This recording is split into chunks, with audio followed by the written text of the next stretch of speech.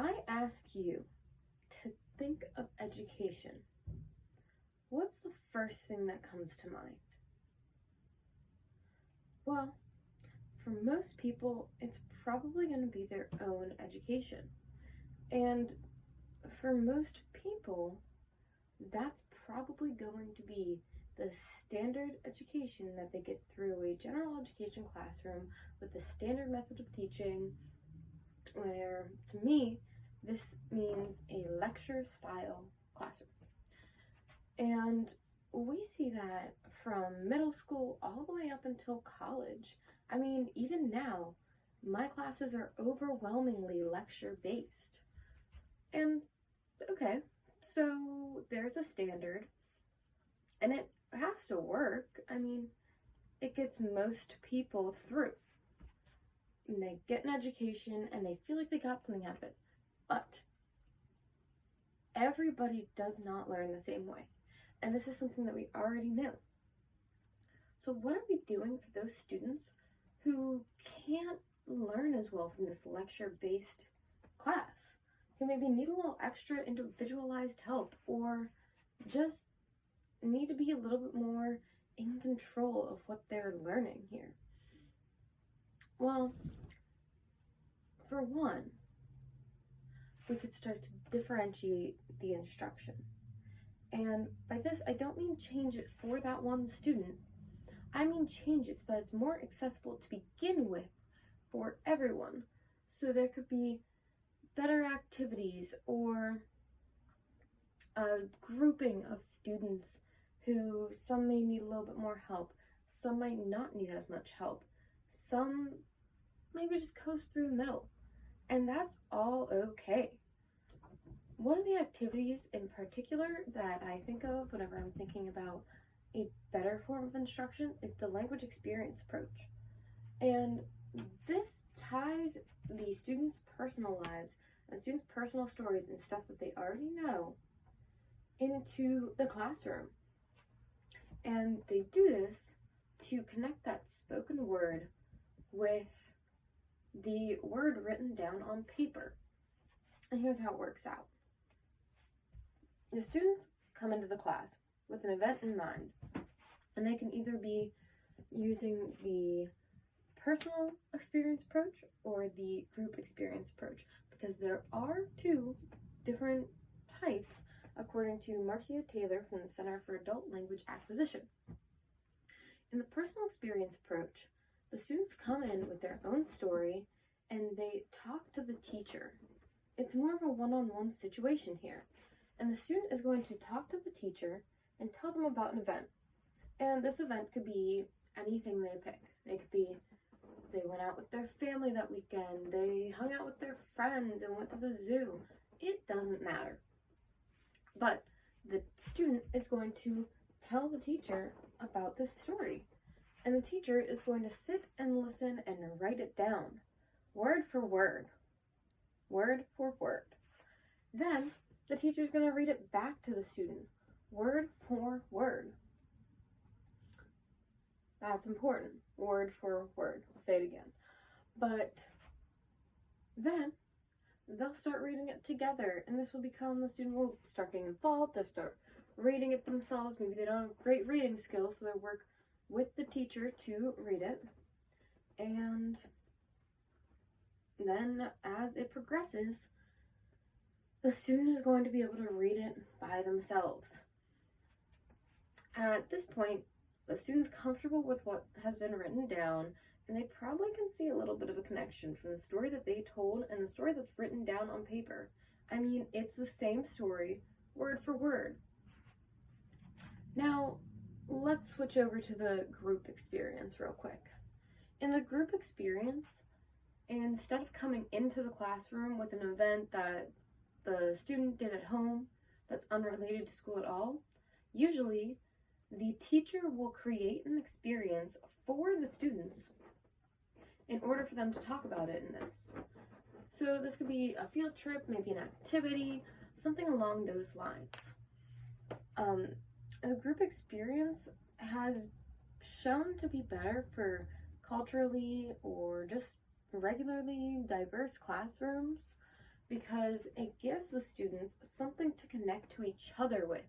Along with the lesson, they're all working together and they're thinking about this shared experience, and it's kind of creating that more flow of the classroom, I would say. Alright, so they have an event, they did a field trip together, fun stuff. Now what? Pretty much the same thing, except for the group is going to work together to tell the teacher what they had done. So, I'll sit in the classroom and everybody will maybe say something. We went to the zoo. We saw the tigers. We got lunch. Whatever the case. And the teacher is going to write this down. Again, word for word. And I keep saying word for word here. And I'm saying this because it needs to be that word for word, verbatim, written down exactly how the student says it, so the student can see that connection between, this is what I said, this is what's on paper. And the students, whenever it's the group experience approach, can still see that. This is what I said, this is what's on paper. Even if there's some grammatical errors, some run-on sentences, whatever the case, it's still important for them to be able to see what they said. And we'll get to the corrections later. I mean, we're going to come out of this with a product without all of those mistakes. But for now, we just want the students to see that anything that they say can be written down on paper and can be computed to written words. All right, so now we have the full account in both the personal and the group experiences. Well, what are we going to do? We want to make those corrections, as I just said. So the student is primarily going to be the one in charge of making these corrections.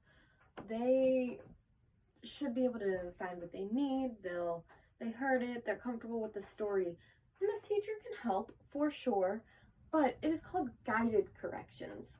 The teacher should not be the one correcting the student's work at this point. The teacher should be maybe giving some hints, helping out a little bit, but not being the primary corrector here. So now the student is correcting themselves, or in the group experience, the students can correct each other. And that's another reason the group experience is a little bit more learning efficient, because although the teacher should not be correcting the students at the very beginning at all, the students can correct each other and have an opportunity for that peer learning experience, which, helps. Any student that is helping out another student is going to be learning themselves something else, practicing their skills, whatever the case, just by throwing in that little extra help. And maybe they can't catch their own errors, but they can see that their classmate used the wrong grammar, and maybe they can let them know. And then the teacher can fix it on the board, because that's now what the student said. And then whenever we get to the guided corrections, the students can help each other a little bit more once they start looking at it deeper, thinking more into it, and trying to create more of a coherent, fluid account of what happened. This method is especially helpful for students with learning disabilities that may not be able to connect those language skills, like listening, speaking, reading, and writing, because that's really what we're trying to get here. Anything that can be spoken out can also be written. We can listen and we can read. The same thing, spoken word and language go exactly hand in hand. So, great, yeah, they're seeing that connection. And this is also great for English as a second language students.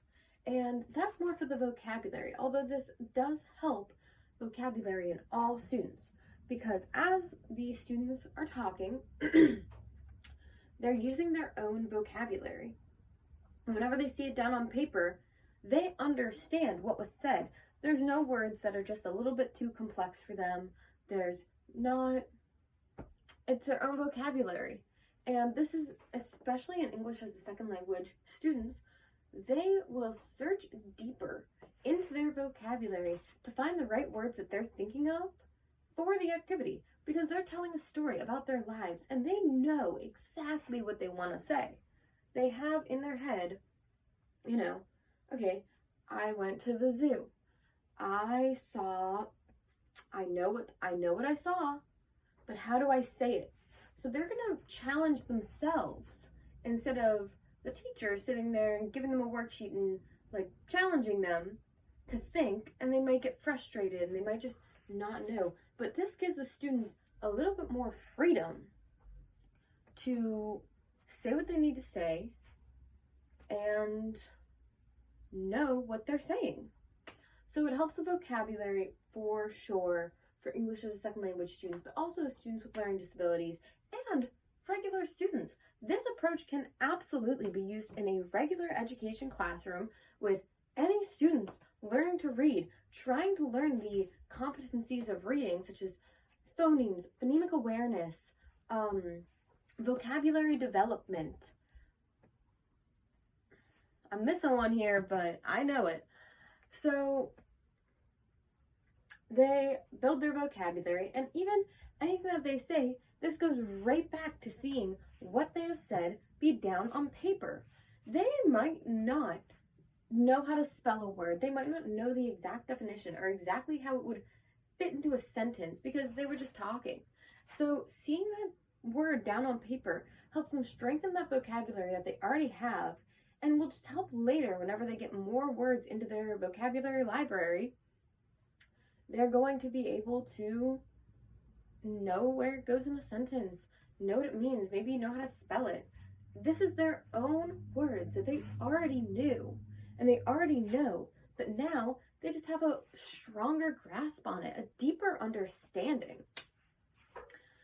So, okay, they guide the corrections, they have the vocabulary, but why this approach? Well, Laura Lee from Edutopia thinks that teachers should not be giving a ton of instruction for this. So students should be able to freely explore what they want to say. And although this method has been criticized for being teacher directed because the teachers are the ones writing down, so the students aren't getting that, this might just be needed in the first couple steps. I mean, if the student isn't comfortable with writing down a story for themselves at this point, then this could be the first step to getting them up to it by just seeing. Remember, we're still working on that connection between listening or speaking and reading. Really, I mean, definitely also listening and writing, but they're not writing yet. At the end, if they feel like they have a good understanding, the student can rewrite, the student can copy it down, they can get that writing skill in there too. But definitely listening to the teacher say their own words back to them, speaking at the beginning and whenever making their own corrections, and reading their own account down. I'm sure they're going to do some writing whenever they're making their own corrections. This method also has been proven to engage students way better than learning about something that maybe they don't know, because everybody loves to talk about themselves. I mean, they tell you whenever you meet someone new, ask them questions about themselves. That's a pretty common thing in the general world. You go up to somebody, you say, how was your day? What do you do for a living? Because obviously that person knows the answer. Everybody is an expert on their own lives. So even as the children are younger, they still know what they did. And they have those experiences, and this is just building on their own experiences. And the students, going back to their vocabulary, they are reading their own vocabulary here. They're not going to get frustrated that maybe there's a word in there that they don't know, and it's screwing up the whole sentence for them because they just can't get it. Students will become frustrated with this, but using their own vocabulary, they know what they're reading. These are their own words in front of them. It's going to keep them engaged longer and deeper. All right, so what now? They said their account, the teacher repeated it back, they made the corrections. what now? What's going on? They're still sitting in the classroom here. Well, they have a story now. This isn't the end of the method. Now they have a coherent story in front of them that they can use in the future. So before getting to just using it, there are so many activities that they can do that still touch on, this is a student's own vocabulary, this is a student's own life, they're going to be engaged, this is a story that the student told, so they can still see that connection. And maybe now the teacher will start taking words out, and the students will try to pick them out from a word bank and put them back in the story. They know what happened. They were there. Maybe they'll ask questions, have a little assessment on the story to see if they got it. Because the main goal here is fluency. We want the student to be able to go through and read it, and to go through later and be able to read straight through fluently. So by having these other activities where they're putting the words back in, where they're using this story again for other things, maybe they'll do a character assessment. Maybe they'll even just start learning parts of the story like that. The teacher could say, where did you go? Where were you? And they can learn the plot. The teacher might say, who are you with? And the student might learn a little bit about characters, because now this isn't their life. This is the story written about their life. And by asking those questions, the student is now the character in the story. And you can ask about the characters, and the students can say, my mom was there, my dad was there, my little brother came with us, whatever. They now know a little bit more about characters, a little bit more about plot, a little bit more about reading. And that's where we're trying to get here, that connection. So after this, maybe students can be assigned to write a journal entry for the days to kind of have a similar type of writing come out of this, because they just told about their lives, they told about an event, and now they know how to do that. Maybe they won't be perfect writers afterwards, and I mean, they're definitely not going to just pick it up automatically, but this definitely does help with learning to write, and it helps with those reading competencies that were mentioned earlier. The phonemic awareness, the phonemes, their vocabulary. This helps to develop those skills. And I don't mean that it teaches them, because it's not teaching them phonemic awareness, but the students are seeing an example of something that they said down on paper. They can now associate maybe those sounds with those letters, which they already could probably sound out, but now they have an example. It just helps develop, and it helps show that connection between spoken language and written word. And in the end, once they gain those reading competencies and they develop them and they're strong, these students will have better fluency. Now, we went over a lot, so let me give you some do's and don'ts here. For this activity, the teacher should be guiding the students instead of telling them what they need to do. They should be allowing the students to pick their own event, to correct their own work, to talk to their other students and figure out what they're going to put down, what happened. The teacher also should write it down, but also allow the students to challenge themselves if they want to be involved. The teacher should not be taking over the corrections and sitting there and telling the students what they need to fix. Students should be able to pick that up themselves with maybe a little bit of guidance from their teacher. And overall, if this method is used correctly, then it can increase the students' fluency and I give them a better understanding of the 4 language skills and how they all work together. And really, that's what we're aiming for. We want the student to have that good understanding and to learn in a more thorough way that does connect all of these things that they already knew. And that's the goal. And whenever a student comes in and can't learn from a lecture-based style, this could increase their abilities and make it easier and keep them engaged and could help them. And that's what we can do for our students who just need that difference. Because after all, it's not that they can't learn, it's that maybe they have a little bit more trouble, or they need a little bit more help, or just a different style of learning. So an approach like the language experience approach would be very helpful to differentiate the instruction and give them this activity that has, will teach them and help them with all of these things. Thank you.